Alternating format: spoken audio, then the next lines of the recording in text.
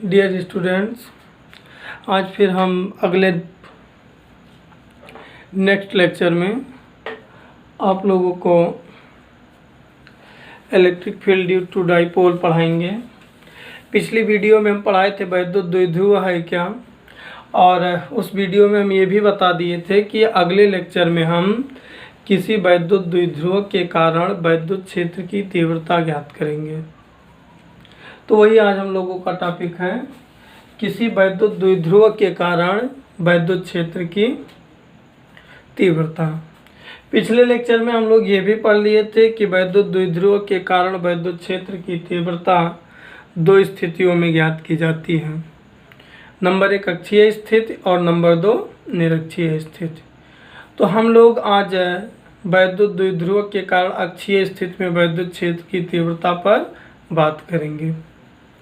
आज हम लोगों का टॉपिक होगा वैद्युत द्विध्रुव के कारण अक्षीय स्थिति में वैद्युत क्षेत्र की तीव्रता। हम लोगों का टॉपिक है वैद्युत द्विध्रुव के कारण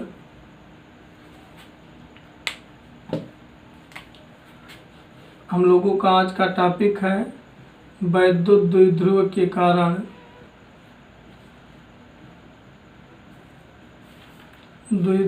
कारण वैद्युत क्षेत्र की तीव्रता। किस स्थिति में? अक्षीय स्थिति में। वैद्युत द्विध्रुव के कारण अक्षीय स्थिति में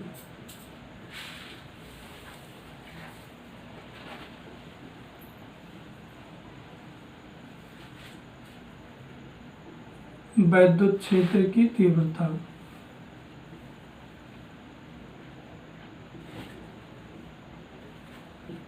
हम लोगों का आज का ये टॉपिक है।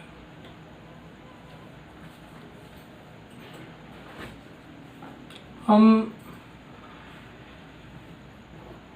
अक्षीय स्थिति क्या है इसको भी आप लोगों को समझा दिए थे। हम लोगों का टॉपिक क्या हो गया? अक्षीय स्थिति में वैद्युत क्षेत्र की। तो किसके कारण? वैद्युत द्विध्रुव के कारण। तो पहला काम तो हम एक वैद्युत द्विध्रुव बना लें। एक वैद्युत द्विध्रुव के कारण निकालना है तो हम पहला काम क्या करें? एक वैद्युत द्विध्रुव बना लें। तो यहाँ पर देखो हम एक वैद्युत द्विध्रुव बना लिए। एक वैद्युत द्विध्रुव है AB। वैद्युत द्विध्रुव दो बिंदु आवेशों से मिलकर बना होता है, एक +Q होता है और दूसरा -Q। हम यहाँ पर एक आवेश मान लिए +Q और तब यहाँ पर एक आवेश क्या होगा? -Q। वैद्युत द्विध्रुव का AB का एक मध्य बिंदु होता है O, और ये टोटल लंबाई कितनी होगी? 2L। ये तो हम पिछले लेक्चर में तुम लोगों को बता दिए थे। अब हम लोगों का टॉपिक है अक्षीय स्थिति में वैद्युत क्षेत्र की तीव्रता। अक्षीय स्थिति में वैद्युत क्षेत्र की तीव्रता। तो अक्षीय बिंदु भी लेना बता दिए थे। हमको वैद्युत क्षेत्र की तीव्रता निकालनी है तो मुझे एक बिंदु की आवश्यकता होगी, हमको एक बिंदु लेना पड़ेगा। लेकिन ये बिंदु लेते समय ये ध्यान देना कि हमारा कंडीशन क्या है? अक्षीय स्थिति। हम अक्षीय और निरक्षीय को समझाए थे कि अगर ये कोई वैद्युत द्विध्रुव है, हमको अक्षीय स्थिति पर लेना है तो इसके अक्ष पर इधर ले सकते हैं, इसके अक्ष पर इधर ले सकते हैं, ना कि ऊपर और नीचे। तो हमने यहाँ पर इसके अक्ष पर एक बिंदु यहाँ P ले लिया, यहाँ पर एक बिंदु P ले लिए जिस पर हमको वैद्युत क्षेत्र की तीव्रता ज्ञात करनी है। जिस प्रकार लेंस में, दर्पण में कोई भी दूरी उसके प्रकाशित केंद्र से मापी जाती है, उसके ध्रुव से मापी जाती है, ठीक उसी प्रकार यहाँ पर अगर कोई भी दूरी हम लें तो वैद्युत द्विध्रुव के मध्य बिंदु O से मापी जाती है। तो हमने मान लिया ये जो बिंदु P सपोज किए हैं, ये इसके केंद्र O से स्मॉल r दूरी पर है। कितनी दूरी पर है? स्मॉल r दूरी पर है। तो फिर जरा सपोज करना, अगर O से P की दूरी r है तो A से P की दूरी कितनी होनी चाहिए? A से P की दूरी r माइनस यल होनी चाहिए, और B से P की दूरी r प्लस यल होनी चाहिए। अब यहाँ पर इसको फिर से समझाएंगे हम, समझने का प्रयास करो। ये देखो यहाँ पर हम बाहर फिगर बना रहे हैं, पूरी मैथ्स की ज्योमेट्री से इसको समझें। ये बिंदु ये है, ये बिंदु B है। बिंदु A B के बीच की दूरी कितनी है? 2l। बिंदु A और B के बीच की दूरी कितनी है? 2l। और इसका कोई मिड पॉइंट O है, तो ये दूरी कितनी होगी? जल्दी से बताओ, ये दूरी कितनी होगी? O से A की दूरी कितनी होनी चाहिए? अगर ये टोटल दूरी 2l है तो O से A की दूरी l होनी चाहिए, और O से B की भी दूरी कितनी होनी चाहिए? O से B की भी दूरी कितनी होनी चाहिए? l होनी चाहिए। हमने O से R दूरी पर, कितनी दूरी पर? R दूरी पर एक बिंदु P सपोज कर लिए हैं। तो अब ये बिंदु जब P सपोज किए हैं, तो अगर ध्यान दो, अगर हमको यहाँ से चाहिए दूरी, यहाँ से, तो हमको इस पूरी दूरी में से इतनी दूरी माइनस करनी पड़ेगी।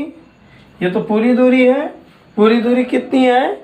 r है। इस r में से हमको इतनी दूरी l माइनस करनी पड़ेगी। तो जब हम ये दूरी l माइनस करेंगे तो ये टोटल दूरी कितनी है? r है। ये इतनी दूरी कितनी है? l है। माइनस करेंगे तो क्या होगा? r माइनस यल। यहाँ पर देखो क्या लिखा है? r माइनस यल। दूसरा स्टेप, अगर ये यहाँ से यहाँ तक की दूरी r है, तो और इतनी जो बची हुई दूरी l है, तो पूरी दूरी हम क्या लिख सकते हैं? r प्लस यल। यहाँ पर देखो क्या लिखा है? r प्लस यल। ये तो मेरे हेडिंग के अनुसार, टॉपिक के अनुसार ये फिगर हुआ। अब इस फिगर को फिर से समझो। हमारा टॉपिक है वैद्युत द्विध्रुव के कारण अक्षीय स्थिति में वैद्युत क्षेत्र की तीव्रता। तो हमने एक वैद्युत द्विध्रुव ये भी बना लिया, उसके अक्षीय स्थिति में r दूरी पर एक बिंदु P सपोज कर लिया, और ज्योमेट्री के हिसाब से काम कर लिए। जो भी ये फिगर बनाए, जिस तरीके से बनाए, अब यही काम कर लेते हैं। क्या फिगर बनाए हैं? माना कोई वैद्युत द्विध्रुव ये भी, जो प्लस Q और माइनस Q कूलाम आवेशों से मिलकर बना है, और जिनके बीच की दूरी 2l है। यह एक ऐसे माध्यम में रखा गया है जिसका परावैद्युतांक K है। तो इसको पहले हम लोग लिख लें। क्या? माना कोई वैद्युत द्विध्रुव है, माना कोई वैद्युत द्विध्रुव है,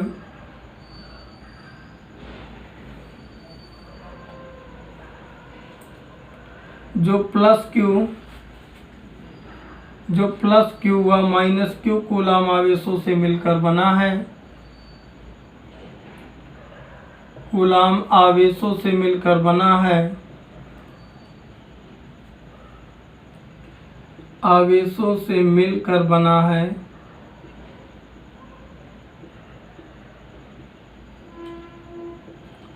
जिनके बीच की दूरी कितनी लिए हो? प्लस से माइनस की दूरी कितनी लिए हो? प्लस से माइनस की, प्लस Q कूलाम आवेश से माइनस Q कूलाम आवेश की दूरी क्या लिए हो? 2l। तो वही लिख दो, जिनके बीच की दूरी 2l है। क्या करने के लिए वैद्युत द्विध्रुव लिए हो? ये कैसे माध्यम में रखा गया है? या एक ऐसे माध्यम में रखा गया है जिसका परावैद्युतांक क्या है? कैपिटल K है। उसको भी आगे लिख दो। यह एक ऐसे माध्यम में रखा गया है, यह एक ऐसे माध्यम में रखा गया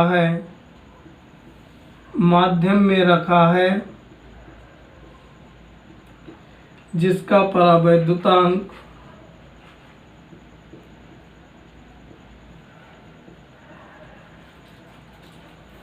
जिसका परावैद्युतांक कैपिटल K है। ये वैद्युत द्विध्रुव किस लिए डिजाइन किए हो, यहाँ पर किस लिए लाए हो, बोलो। इस वैद्युत द्विध्रुव को किस लिए लाए हो यहाँ पर? इस वैद्युत द्विध्रुव को हम अक्षीय स्थिति में वैद्युत क्षेत्र की तीव्रता निकालने के लिए लाए हैं। तो यहाँ पर लिख दें, इस वैद्युत द्विध्रुव से r दूरी, इस वैद्युत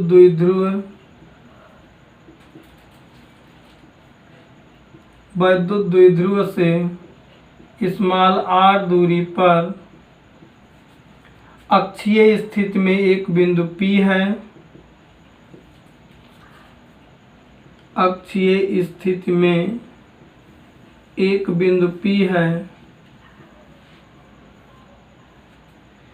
है जिस पर वैद्युत क्षेत्र की तीव्रता ज्ञात करनी है। जिस पर वैद्युत क्षेत्र की तीव्रता ज्ञात करनी है। ये तो हम लोगों का टॉपिक हो गया। ये जो हेडिंग कह रहा था उतना केवल हम काम किए, इसमें कोई बहुत बड़ा तीर हम लोग नहीं मार दिए। ये हम लोगों का हेडिंग कह रहा था, वही हम लोग काम कर दिए। हम लोगों का हेडिंग था वैद्युत द्विध्रुव के कारण अक्षीय स्थिति में वैद्युत क्षेत्र की तीव्रता ज्ञात करना। हम लोग एक वैद्युत द्विध्रुव बना लिए और उस वैद्युत द्विध्रुव से अक्षीय स्थिति में एक r दूरी पर बिंदु P ले लिए, जिस पर हम लोगों को क्या करना है, वैद्युत क्षेत्र की तीव्रता ज्ञात करना है। अब जो आगे का टॉपिक है, अब जो आगे का कॉन्सेप्ट है उसको काफ़ी समझना होगा। अब यहाँ पर देखो,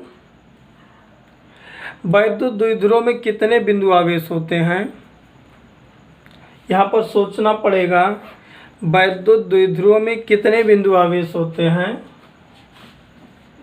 वैद्युत द्विध्रुव में देखो यहाँ कितने बिंदु आवेश हैं, एक यहाँ प्लस Q है और यहाँ एक माइनस Q है। यानी कि एक वैद्युत द्विध्रुव में दो बिंदु आवेश होते हैं, एक प्लस Q और दूसरा माइनस Q। और अगर वैद्युत द्विध्रुव में दो बिंदु आवेश होते हैं, एक प्लस Q और दूसरा माइनस Q, तो बिंदु P पर दो वैद्युत क्षेत्र भी मिलना चाहिए। इसको ध्यान से सोचो। अगर बिंदु इस वैद्युत द्विध्रुव AB में दो बिंदु आवेश है, एक प्लस Q और दूसरा माइनस Q, तो इस P पर दो वैद्युत क्षेत्र मिलना चाहिए, एक प्लस Q के कारण और एक माइनस Q के कारण। तो ये जो प्लस Q के कारण वैद्युत क्षेत्र की तीव्रता है, इसकी दिशा बाहर की ओर होगी EA, और ये जो माइनस Q कूलम आवेश है, इसके कारण वैद्युत क्षेत्र की तीव्रता EB अंदर की ओर होगी। क्योंकि प्लस और माइनस Q कूलम आवेश के कारण वैद्युत क्षेत्र की तीव्रता एक दूसरे के विपरीत दिशा में होती है। क्योंकि क्या होती है, वैद्युत क्षेत्र की तीव्रता प्लस और माइनस के कारण एक दूसरे के विपरीत होती है। अब देखो, इसी टॉपिक को हम लिखेंगे यहाँ पर जो कुछ किए हैं। वैद्युत द्विध्रुव दो बिंदु आवेशों से मिलकर बना है, जिनके कारण बिंदु P पर दो वैद्युत क्षेत्र होगा, एक EA और दूसरा EB। तो वही चीज़ यहाँ पर लिख दो। बिंदु P पर,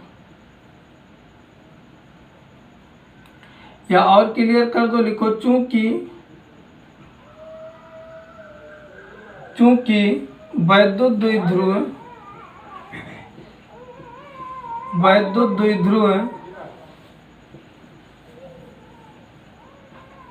दो बिंदु आवेशों से मिलकर बना होता है,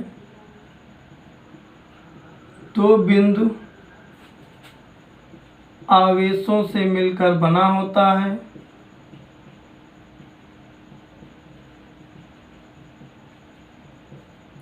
होता है, अतः बिंदु P पर दो वैद्युत क्षेत्र दो वैद्युत क्षेत्र EA व EB होंगे। अब यहाँ पर देखो ये लाइन कैसे लिखा गया है।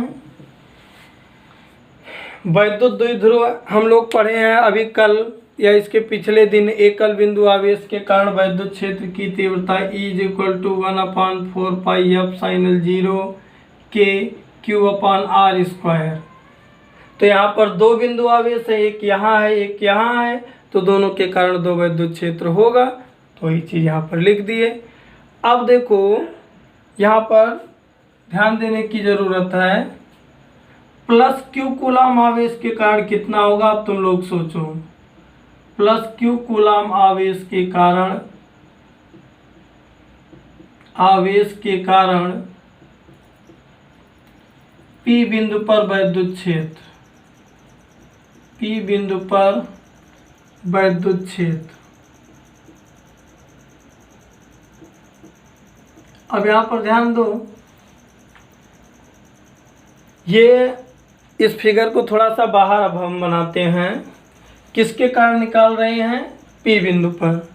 तो कल जो हम लोग पढ़े थे उसमें पढ़े क्या थे, यहाँ पर एक बिंदु आवेश Q ले रहे थे और जहाँ पर वैद्युत क्षेत्र निकालना था वहाँ P और उसके बीच की दूरी R ले रहे थे।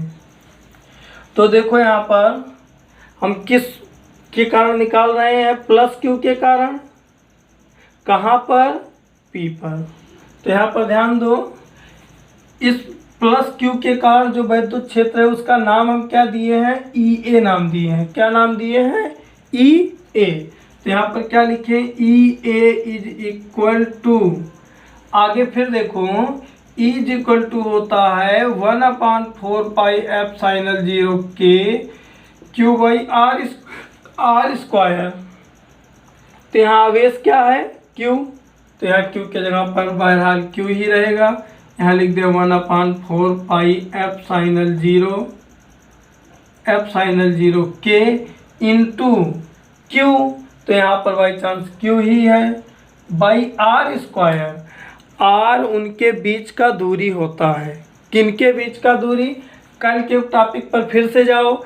एकल बिंदु आवेश के कारण वैद्युत क्षेत्र की तीव्रता, उसमें क्या था, यहाँ कोई +Q आवेश ले रहे थे या कोई आवेश, वहाँ से R दूरी पर एक बिंदु P ले रहे थे जहाँ वैद्युत क्षेत्र चाहिए। मतलब वैद्युत P परीक्षण बिंदु और आवेश के बीच की दूरी। तो यहाँ आवेश Q है और परीक्षण बिंदु P यहाँ है। इनके बीच की दूरी फिगर में देखो कितनी है, बीच में की दूरी फिगर में कितनी है? R माइनस क्या है? R minus L। तो हम यहाँ पर R के जगह पर क्या लिख दें? R माइनस L का होल स्क्वायर। अब फिर दूसरा हमारे लिए अब इजी हो गया। इसी तरीके से जैसे हम प्लस के लिए निकाले वैसे हम निकाले -Q कूलाम आवेश के कारण, -Q कूलाम आवेश के कारण P बिंदु पर वैद्युत क्षेत्र। कहाँ पर? P बिंदु पर वैद्युत क्षेत्र। E2 = EB मान नाम दिए हैं हम लोग। तो देखो अब ये इजी हो गया हम लोगों के लिए। 1/4πf sin L0 K। कौन सा बिंदु आवेश? कौन सा बिंदु आवेश? -Q। तो माइनस से मतलब नहीं है, परिमाण केवल Q। और अब -Q से P की दूरी कितनी है? देखो -Q से -Q ये है, P ये है। -Q से P की दूरी कितनी है?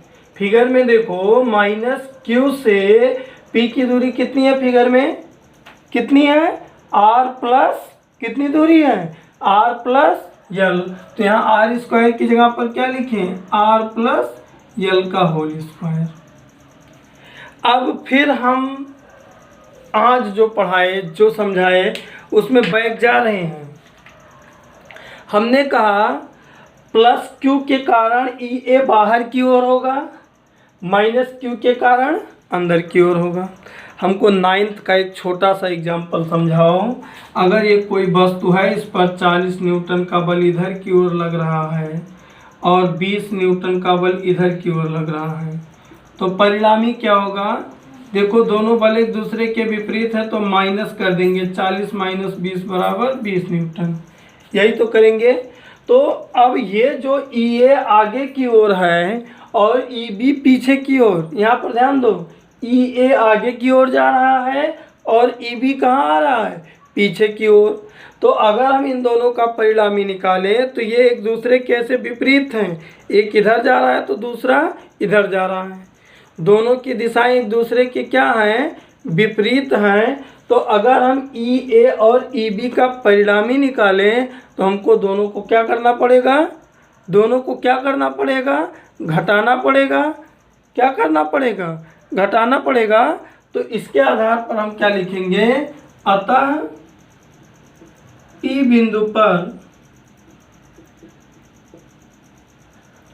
बिंदु पर परिणामी वैद्युत क्षेत्र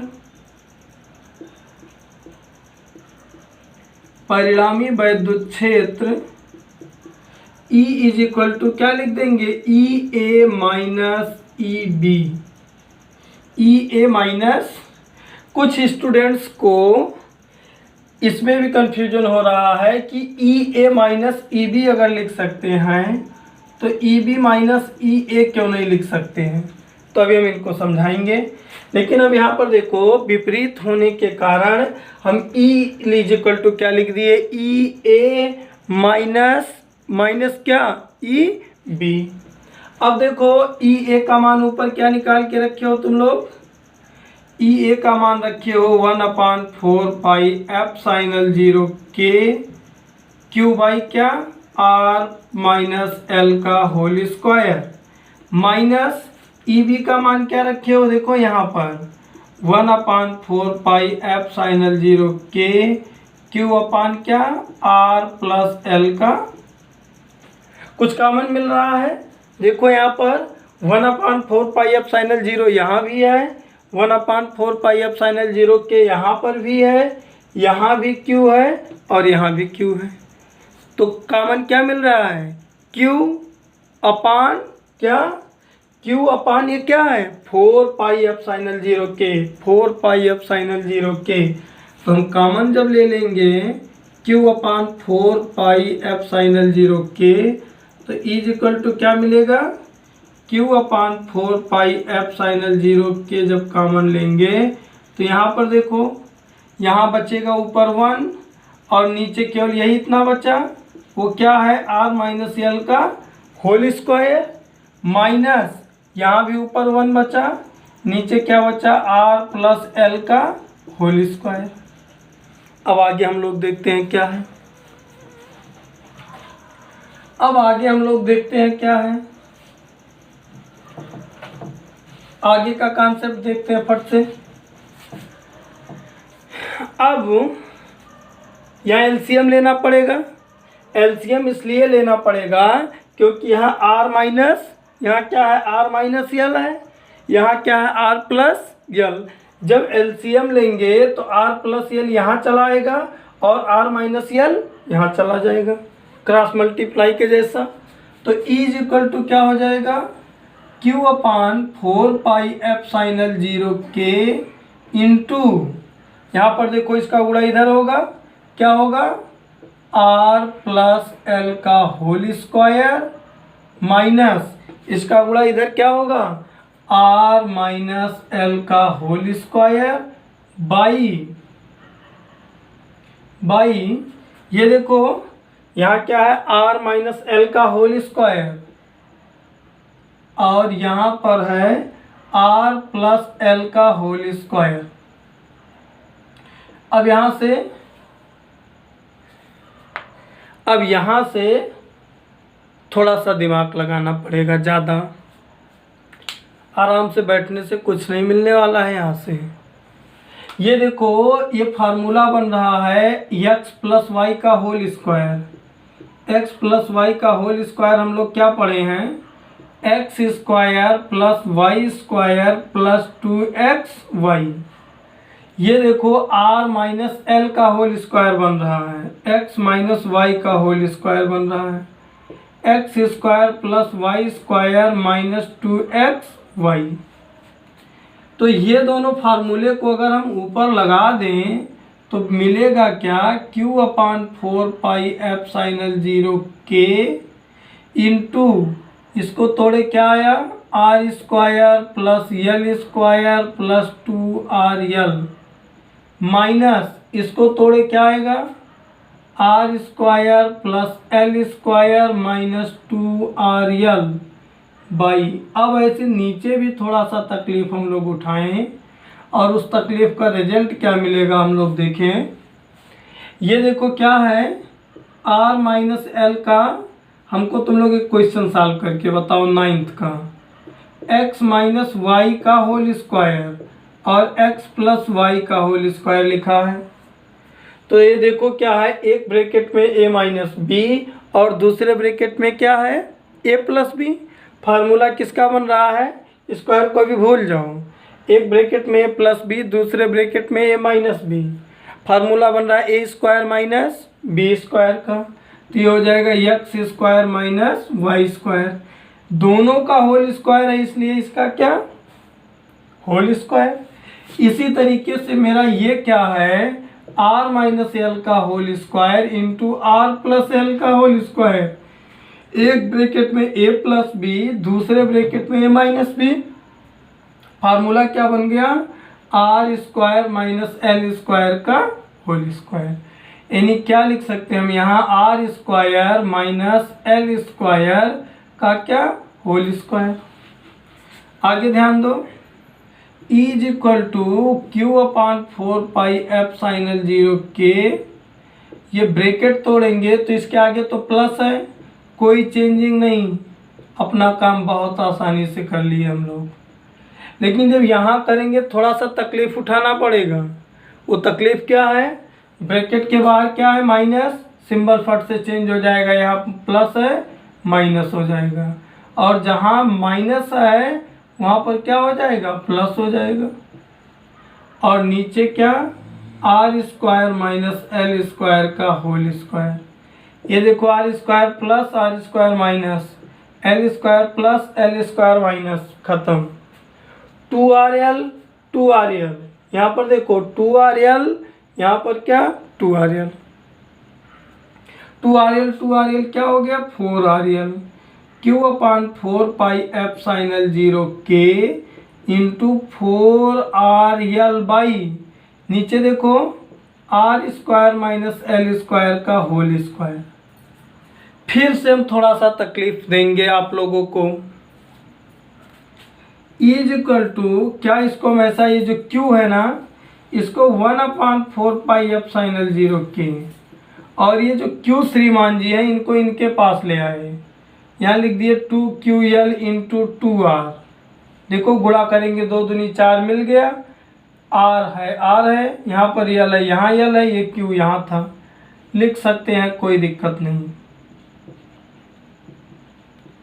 ये जो तुम लोग तकलीफ उठाए हो ना, ये इसलिए उठाए हो क्योंकि तुम लोग 2QL बराबर कुछ जानते हो,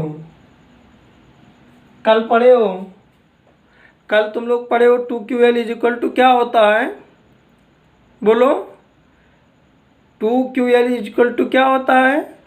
2QL इज इक्वल टू कल तुम लोग पढ़े थे P, वैद्युत द्विध्रुव आघूर्ण, वैद्युत द्विध्रुव आघूर्ण। तो इसको क्या लिख सकते हैं हम, P। आ गया answer 1/4 pi epsilon 0 के P या 2PR by r square plus minus L square का होल स्क्वायर। फिर हम आप लोगों को तकलीफ देंगे। वैद्युत द्विध्रुव के बारे में क्या पढ़े थे, वैद्युत द्विध्रुव एक ऐसी युक्ति है जिसमें जिनके बीच की दूरी बहुत कम होती है। वास्तव में वैद्युत द्विध्रुव के बीच की दूरी क्या होती है, बहुत कम होती है। तो एक कॉन्सेप्ट देखो, ये जो माइनस क्यू और ये प्लस क्यू आवेश रखने का ड्रामा था, और यहाँ से r दूरी पर एक बिंदु P लेना था। वास्तव में ये जो बिंदु P है, ये दूरी इनके बीच की दूरी की तुलना में बहुत बड़ी है। अर्थात ऐसे कह सकते हैं r की तुलना में जो ये 2l है, ये बहुत छोटा है, नगण्य है। r की तुलना में l क्या है, बहुत छोटा है। तो यहाँ पर देखो l is less then r, इसलिए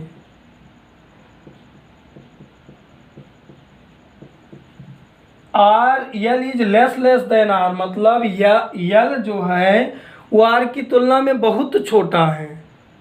इसका मतलब ये जो l है ये नगण्य है, ये जो l है ये r की तुलना में क्या है, नगण्य है। तो ये अपने आप हट जाएगा।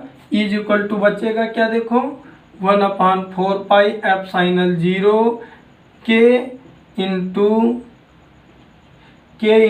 2pr अपान, ये यल हट गया, r स्क्वायर का होल स्क्वायर मतलब r पावर 4, एक r से कैंसिल। इज इक्वल टू क्या आ गया, 1/4 पाई एप्सिलॉन 0, ऊपर क्या 2p और नीचे r3। यही हमारे अक्षीय स्थिति में वैद्युत क्षेत्र की तीव्रता का समीकरण होता है। क्या होता है, अक्षीय स्थिति में वैद्युत क्षेत्र की तीव्रता का समीकरण होता है। एक बार फिर से थोड़ा सा इसके डेरिवेशन को समझें हम लोग, ताकि हो सकता है कुछ आसानी हो, और इसको कॉपी में नोट जरूर करें और बार बार ट्राई करने का प्रयास करें। देखो वैद्युत द्विध्रुव कैसे बनाए, जिसमें दो बराबर किंतु विपरीत आवेश, यहाँ एक बिंदु A लिए, यहाँ बिंदु B लिए, यहाँ पर प्लस Q कूलम आवेश था, यहाँ पर माइनस Q कूलम आवेश, इसका मध्य बिंदु O था। O से R दूरी पर यहाँ एक बिंदु P लिए थे, जहाँ पर वैद्युत क्षेत्र की तीव्रता, ये दूरी कितनी थी 2l, इसलिए ये दूरी कितनी आई थी r माइनस l, ये पूरी दूरी कितनी आई थी r प्लस l। इस B बिंदु पर Q के कारण इधर की ओर EA था और B के कारण EB इधर की ओर था। हमने प्लस Q कूलम के कारण जब निकाला EA तो आया 1/4 पाई एप्सिलॉन 0 k Q अपान, देखो ये दूरी कितनी है r माइनस l का होल स्क्वायर। जब हमने EB निकाला तो क्या आया 1/4 पाई एप्सिलॉन 0 k, यहाँ पर देखो Q, यहाँ से P की दूरी कितनी है, ये पूरी दूरी r प्लस l का होल स्क्वायर। बिंदु P पर दो वैद्युत क्षेत्र मिल गए, अर्थात परिणामी निकालना पड़ा। चूंकि E की दिशा आगे की ओर है और B की दिशा पीछे से एक दूसरे की उल्टी है, विपरीत है, इसलिए हम परिणामी निकालने के लिए दोनों को माइनस किए और हमको मिला क्या, E is equal to EA minus EB। EA का मान क्या था 1/4 pi epsilon 0 k Q upon r minus l का होल स्क्वायर, जो यहाँ पढ़े हो। इसी तरीके से माइनस Q EB यहाँ पढ़े हो, ये रख दोगे 1/4 pi epsilon 0 k Q upon r minus r plus l का होल स्क्वायर। आगे क्या, जो कॉमन मिल रहा था हम लोग कॉमन ले लिए थे। कॉमन क्या मिल रहा था, Q/4 पाई एप्सिलॉन 0 k। तो यहाँ पर क्या बचा था, यहाँ देखो ये बाहर इतना चला गया तो क्या बचा 1/r माइनस l का होल स्क्वायर। यहाँ पर इतना बाहर चला गया, क्या बचा 1/r प्लस l का होल स्क्वायर। एलसीएम जब लिए तो आ गया Q/4 पाई एप्सिलॉन 0 k, और एलसीएम लेंगे इसका गुणा इधर होगा, मतलब r प्लस l का होल स्क्वायर, इसका गुणा इधर होगा माइनस r माइनस l का होल स्क्वायर। नीचे दोनों का गुणा करके लिख देंगे। ऊपर ब्रैकेट तोड़ दिए, कैसे तोड़ दिए, तुम लोग समझदार हो, तुम लोगों को समझा चुके हैं। क्या, r square plus l square plus 2rl इसको तोड़ेंगे माइनस ए माइनस वाले फार्मूले से r square plus L square minus 2RL by एक ब्रैकेट में आर प्लस एल एक ब्रैकेट में आर माइनस एल, फार्मूला हो गया r square minus L square का। ब्रैकेट जब तोड़ोगे यहाँ पर तो देखो ज़रा क्या तकलीफ उठानी पड़ेगी। यहाँ देखो ये R square plus L square plus 2RL, bracket तोड़ोगे माइनस आर स्क्वायर, ये plus minus minus L square plus 2RL by नीचे R square minus L square का होल स्क्वायर होगा, ए R square minus R square plus cancel, L square plus L square minus cancel. आगे ये 2RL कितना हो गया, ये 2RL और ये 2RL कितना हो गया 4RL। क्या हो गया is equal to 1/4 pi epsilon 0 के 2RL कितना हो गया 4RL by r square minus L square का होल स्क्वायर। यही कुछ और तकलीफ उठाए थे हम लोग। यहाँ देखो क्यू है, इस क्यू को इसके साथ ले लिए थे और लिखे थे 1/4 पाई एफ साइन एल 0 के। इस क्यू को यहाँ ले आए थे और लिखे थे 2QL इंटू 2R। देखो 2 दूनी 4, यहाँ 4 है, R यहाँ R है, यल यहाँ यल है, क्यू यहाँ क्यू है, सही लिखे हैं। R square minus L square का इसको क्या लिखे थे 2QL को हम लोग P लिख दिए थे। 1/4 पाई एफ साइन एल 0 के P into 2R by r square minus L square का होल स्क्वायर। यहाँ हम लोग बताए थे यल आर की तुलना में बहुत छोटा है। क्या यल जो है वो आर की तुलना में क्या है बहुत छोटा है, यानी l is less than r, इसलिए यल छूट जाएगा 1/4 पाई एफ साइन एल 0 के P into 2R by r square का होल स्क्वायर। तो ये क्या हो जाएगा 2 दूनी 4, आर पावर एक आर से कैंसिल, इज इक्वल टू बचा 1/4 पाई एफ साइन एल 0 के, यहाँ पर क्या बचा 2P और नीचे क्या R3। यही हमारा क्या है अक्षीय स्थिति में किसी वैद्युत द्विध्रुव के कारण वैद्युत क्षेत्र की तीव्रता। अब इसको आप लोग समझना, रिवाइज करना और पढ़ने का प्रयास करना। और एक बहुत अच्छी बात कि हमारे कुछ प्यारे बच्चों ने हमसे न्यूमेरिकल लगाने को कहा। ये सुनकर मुझे बहुत खुशी हुई कि आप लोग मेरे पढ़ाए हुए टॉपिक को पढ़ रहे हैं और मेरे प्यारे बच्चों ने मुझसे न्यूमेरिकल सॉल्व करने को कहा। ये सुनकर मुझे काफ़ी खुशी हुई और अब हम कल से ही आप लोगों को एक वीडियो न्यूमेरिकल का भी देंगे। लेकिन प्यारे बच्चों इसी मन और उत्साह के साथ पढ़ते रहो ताकि हम न्यूमेरिकल को और अच्छे से पहले ही वीडियो से कराना स्टार्ट कर दें। धन्यवाद।